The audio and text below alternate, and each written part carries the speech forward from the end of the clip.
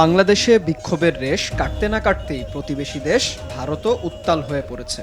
সরকার পতনের ডাক উঠেছে দেশটির বিভিন্ন রাজ্যে, আর এতে প্রতিবারই আলোচনায় আসছে বাংলাদেশ প্রসঙ্গ ও সাবেক প্রধানমন্ত্রী শেখ হাসিনার পরিণতির কথা।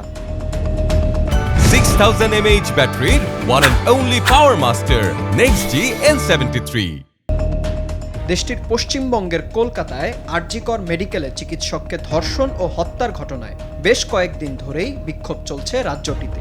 আর এই বিক্ষোভের সাথে সংহতি জানিয়ে বিচারের দাবিতে পুরো ভারত জুড়েই আন্দোলনে যুক্ত হয় অসংখ্য মানুষ।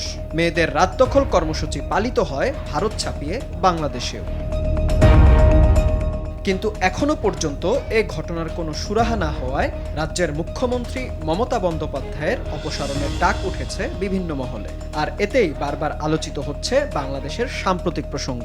অনেকেই ভারতে চলমান আন্দোলনকে তুলনা করছে বাংলাদেশের আন্দোলনের সাথে। এমনকি যারা মুখ্যমন্ত্রীর পদত্যাগ চায় তাদের উদ্দেশ্যে মমতা বন্দ্যোপাধ্যায় নিজেই বলেছেন, ওরা ভেবেছে এখানেও বাংলাদেশের মতো আন্দোলন করে সরকার ফেলা যাবে।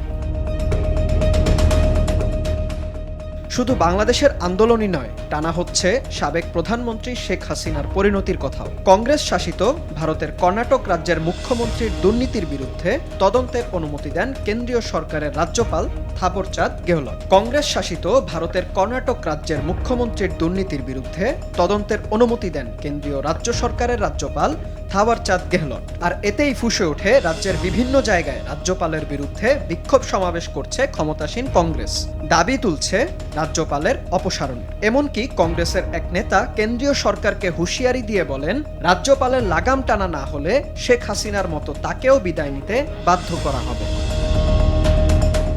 একই রকম বক্তব্য শোনা যায় রাজ্যপাল বিরোধী বিক্ষোভ সমাবেশে দলীয় নেতা ও বিধানসভার সদস্য ইভান ডিসুজার কাছ থেকেও। তিনিও দেশটির কেন্দ্রীয় সরকারকে হুমকি দিয়ে বলেন, কেন্দ্র যদি রাজ্যপালকে না সরায় তাহলে রাজ্য জুড়ে আন্দোলন গড়ে তোলা হবে, আর সেই আন্দোলনে রাজ্যপালের হাল হতে পারে শেখ হাসিনার মতো। এভাবেই ঘুরে ফিরে বারবার দেশটিতে আলোচিত হচ্ছে বাংলাদেশ প্রসঙ্গ। এখন তাদের চলমান আন্দোলনের শেষ পরিণতি কেমন হয় সেটাই দেখার বিষয়। বিনিয়ামিন, RTV।